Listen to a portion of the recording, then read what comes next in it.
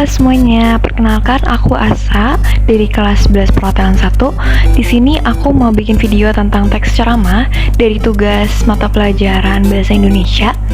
Aku bakalan bawain topik mengenai mental illness. Nah, apa sih mental illness itu? Mental illness bisa disebut juga dengan gangguan mental atau gangguan jiwa, di mana kondisi kesehatan yang mempengaruhi pemikiran, perasaan, perilaku, suasana hati, dan juga kombinasi di antaranya. Kondisi ini juga bisa datang sesekali atau juga dapat berlangsung secara lama atau bisa disebut juga dengan kronis. Nah, gangguan ini juga dapat ringan dan juga bisa jadi lebih parah loh teman-teman. Gangguan ini itu bisa mempengaruhi kemampuan seseorang dalam melakukan kegiatan sehari-harinya, seperti kegiatan sosial, pekerjaan, dan juga menjalin hubungan dengan keluarganya. Tapi nih teman-teman, untuk gejala yang lebih parah, seseorang itu butuh perawatan intensif di rumah sakit untuk menangani kondisinya. Gak jarang juga kok kita sering lihat atau sering dengar orang-orang yang punya gangguan mental ini itu dapat memicu hasratnya untuk menyakiti dirinya sendiri atau bahkan sampai mengakhiri hidupnya. Nah, gangguan kesehatan mental itu juga punya gejala-gejalanya loh teman-teman. Apa aja sih gejala-gejalanya? Yang pertama, sering merasa sedih. Yang kedua, sering merasa kecemasan yang berlebihan, ketakutan, atau sering merasa dirinya tuh selalu bersalah. Yang ketiga, itu ada selalu merasa capek yang signifikan. Terus yang keempat itu sering berhalusinasi. Yang kelima ada mungkin punya pikiran untuk mengakhiri hidupnya.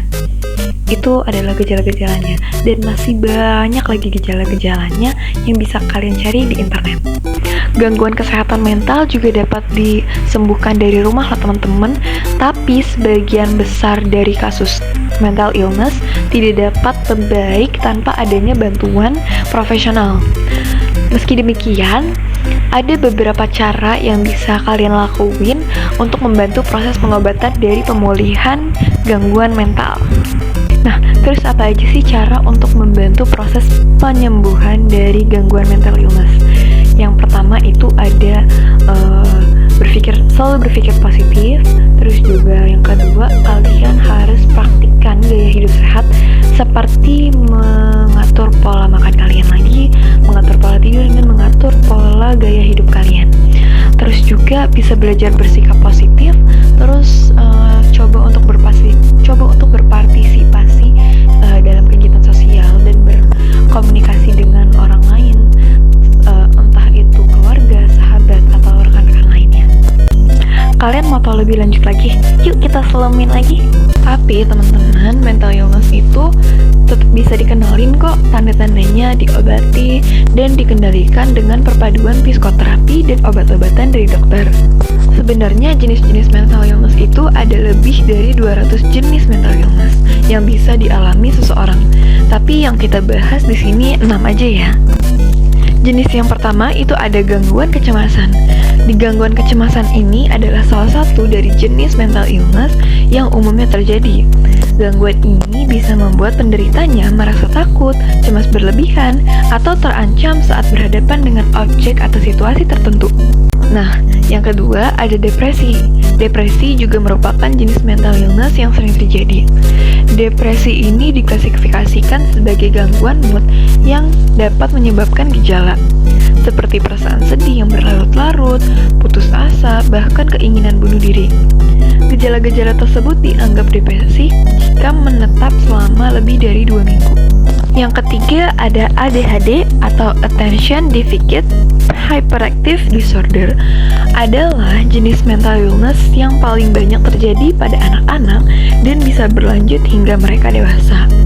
Orang dengan ADHD biasanya cenderung hiperaktif dan memiliki kesulitan dalam mempertahankan fokus pada suatu hal.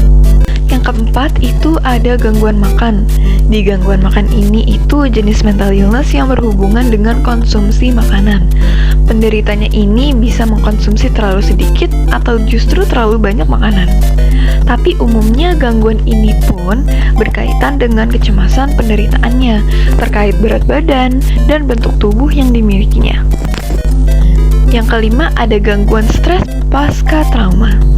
Ini adalah gangguan yang terjadi setelah seseorang mengalami peristiwa traumatis seperti pelecehan, perang, bencana alam, atau kecelakaan yang serius. Atau bisa juga dari perceraian orang tua atau kekerasan dalam rumah tangga. Lalu yang terakhir ada skizofrenia. Di skizofrenia ini, jenis mental illness terjadi saat penderitanya tidak mampu membedakan kenyataan dan pikirannya sendiri. Gangguan ini bisa menyebabkan penderitanya mengalami pemikiran yang tidak realistis, halusinasi, dan perubahan perilaku. Gangguan kesehatan mental juga ada penyebab dan faktornya loh teman-teman, tapi sampai sekarang penyebab mental illness masih belum diketahui secara pasti. Tapi ya beberapa faktor berikut bisa meningkatkan resiko seseorang terserang mental illness. Yang pertama, ada pengalaman traumatis. Yang kedua, ada riwayat gangguan kesehatan mental dari anggota keluarga seperti orang tua atau saudara kandung. Yang ketiga, ada masalah yang membuat stres seperti masalah keuangan, kerabat, atau bullying, atau juga perceraian orang tua. Terus yang keempat, ada riwayat penyakit seperti diabetes, kerusakan otak akibat cedera fisik. Terus juga ada seperti benturan atau pukulan yang terjadi di kepala. Yang kelima, ada penggunaan alkohol dan obat-obatan terlarang. Yang terakhir, ada riwayat pelecehan dan penelantaran saat masih kecil. Terus gimana sih cara diagnosis dan perawatan mental illness? Nah, untuk mendiagnosis kondisi mental illness yang diderita pasien itu, psikiater akan mulai dengan meninjau gejala dan keluhan yang dirasakan oleh pasien, riwayat obat-obatan atau suplemen yang dikonsumsi pasien, serta riwayat penyakit mental pada pasien dan keluarganya. Nah, baru psikiater juga akan melakukan pemeriksaan fisik, saraf, laboratorium, dan radiologi. Hal ini penting untuk menyingkirkan kemungkinan adanya penyakit fisik yang bisa menimbulkan gejala mental illness, misalnya penyakit tiroid atau stroke. Jadi, kalau kalian ngalamin gejala-gejala mental illness seperti yang udah tadi aku sebutin, atau punya kerabat yang mengalaminya, jangan ragu untuk konsultasi dengan psikolog atau psikiater.